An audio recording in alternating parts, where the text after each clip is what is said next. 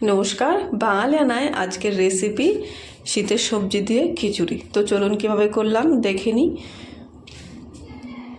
এখানে কিছুটা সবজি কেটে নিয়েছি, ফুলকপি, আলু, গাজর আর কিছুটা কড়াইশুঁটি ভালো করে ধুয়ে নিয়েছি।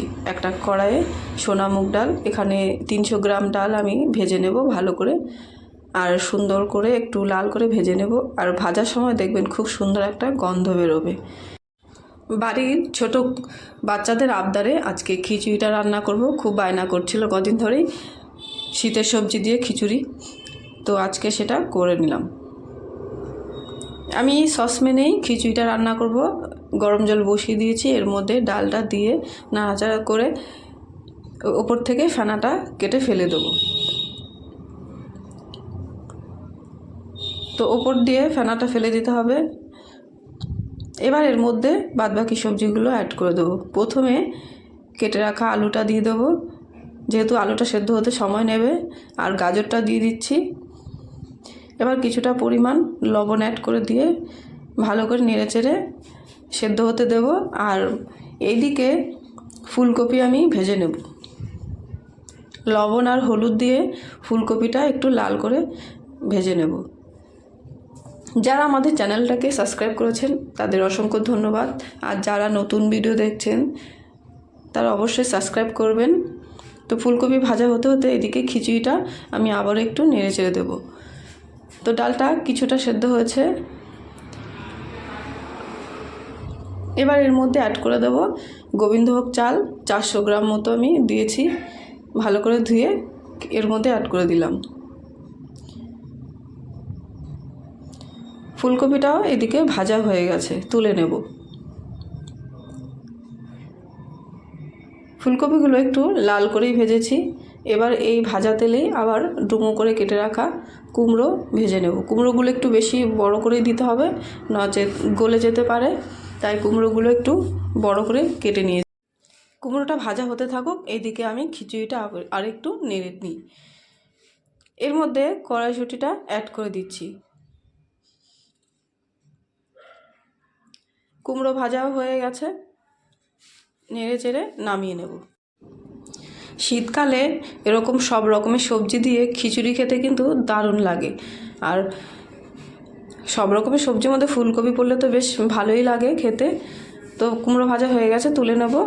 আর এদিকে ফুলকপি আর কুমড়োটা অ্যাড করে দিচ্ছি, দিয়ে ভালো করে নেড়ে চেড়ে দিয়ে এর মধ্যে অ্যাড করে দেবো হলুদ গুঁড়ো।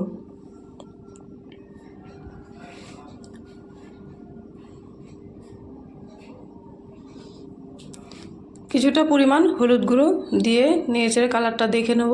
আর একটু লাগবে, তো আমি এখানে আর একটু হলুদ গুঁড়ো অ্যাড করে দেব। মনে হচ্ছে যেন সবজিই বেশি, কিন্তু না, পরে ঠিক হয়ে যাবে। তো এর মধ্যে দিয়ে দিচ্ছি কয়েকটা কাঁচা লঙ্কা চেরা।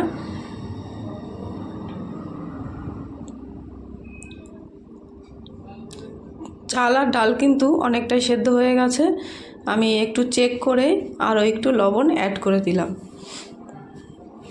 এবার একটা থালা দিয়ে কিছুক্ষণ পর ঢাকনাটা তুলে দেখে নেব।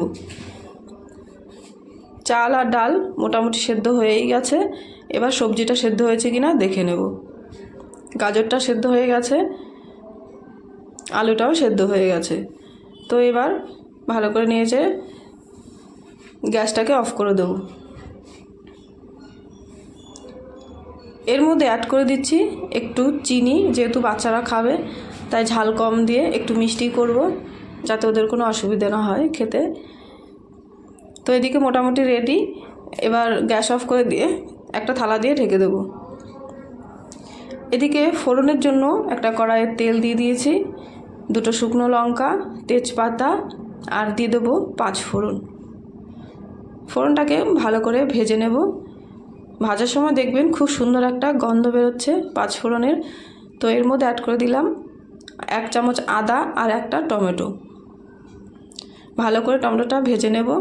আর এর মধ্যে সামান্য একটু লবণ অ্যাড করে দেব।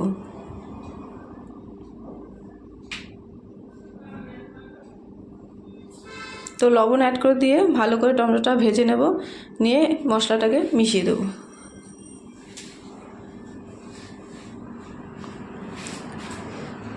তো ঢাকনা সরিয়ে এবার ফোড়নের মশলাটাকে মিশিয়ে দেবো। মেশানোর সময় অবশ্যই একটু সাবধানে, যাতে সবজিটা না ভেঙে যায়, সাবধানে নাড়াচাড়া করে মেশাতে হবে। আমি এখানে কোনো ভাজা মশলা অ্যাড করব না, যেহেতু বাচ্চারা খাবে। তো একদমই সিম্পল তৈরি করেছি। খিচুড়ির রেসিপিটা কেমন লাগলো অবশ্যই কমেন্টে জানাবেন। ভালো লাগলে একটা লাইক করবেন। আর এর মধ্যে একটু অ্যাড করে দিচ্ছি গরম মশলার গুঁড়ো আর কিছুটা পরিমাণ ঘি। তো মোটামুটি এখানেই রেডি খিচুড়ি। একদম সিম্পল পদ্ধতিতে করলাম।